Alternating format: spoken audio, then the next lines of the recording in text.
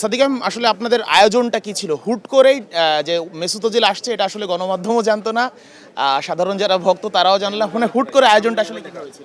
আজকে আমাদের ঢাকা বিশ্ববিদ্যালয় মেডিকেল সেন্টারের উদ্বোধন ছিল। আপনারা জানেন মেডিকেল সেন্টারটা প্রতিষ্ঠার পর থেকে আর সংস্কার হয় নাই এবং একমাত্র মেডিকেল সেন্টার যেটা ইমার্জেন্সি ছিল ২ তলায়।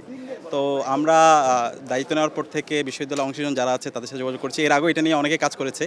আমরা সবার প্রতি ঋণ স্বীকার করছি। বিশ্ববিদ্যালয় প্রশাসন ছিল, অনেক শিক্ষার্থীরা এটা নিয়ে কাজ করেছে। তো টিকা তার্কির যে হচ্ছে তাদের একটা ডোনার এজেন্সি, তারা এখানে প্রায় ৩.৫ কোটি টাকার মতো ইনভেস্ট করেছে, পুরো মেডিকেল সেন্টারটা আধুনিকায়ন করেছে। তো আজকে সেটার আর উদ্বোধন ছিল। তো উদ্বোধনে এরদোয়ানের ছেলে তার্কির প্রেসিডেন্ট বিলাল এরদোয়ান এসেছে, এর সাথে ওজিলও এসেছে। তো সকালে আমাদের সাথে তাদের একটা মিটিংও ছিল ইয়দদের সাথে, এবং বিকালে উদ্বোধন অনুষ্ঠানে এসেছে। ডাকসুতে আসার কথা ছিল কিন্তু ওভারঅল সিকিউরিটি ক্রাইসিসের কারণে আসেনি। তো সব মিলিয়ে তার সাথে অনেক কথা হয়েছে।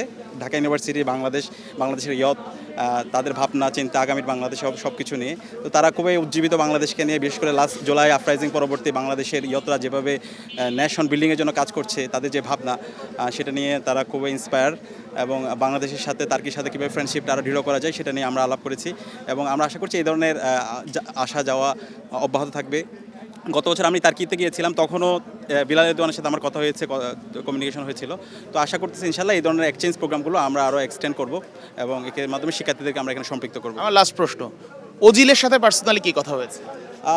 ওর সাথে ওভারঅল আমরা যদি হচ্ছে তাকে নিয়ে শিক্ষার্থীদের দেখলাম বাংলাদেশে ব্যাপক ফ্যান, সবাই অনেক পছন্দ করে। তো শিক্ষার্থীদের মুখোমুখি যদি করাইতে পারতাম, আর একটু সময় নিয়ে যদি রাখতে পারতাম তাহলে খুবই ভালো হতো। তো সব মিলিয়ে একটু সিকিউরিটি ক্রাইসিসের কারণে আমরা পারিনি। তা আমরা আশা করছি ইনশাআল্লাহ সামনে আবার নিয়ে আসবো, এবং সেন্ট্রাল ফিল্ডে যদি আমরা সবাইকে একসাথে করে ওজিলের সাথে মতবিনিময় করাইতে পারি তাহলে এটা অনেক বড় একটা, সবার জন্য আনন্দের একটা মুহূর্ত হতো। তো আমরা এটা করতে না পারার জন্য আন্তরিকভাবে ক্ষমা চাচ্ছি। ইনশাআল্লাহ আমরা আশা করছি সামনে এই আয়োজন আমরা অব্যাহত রাখবো।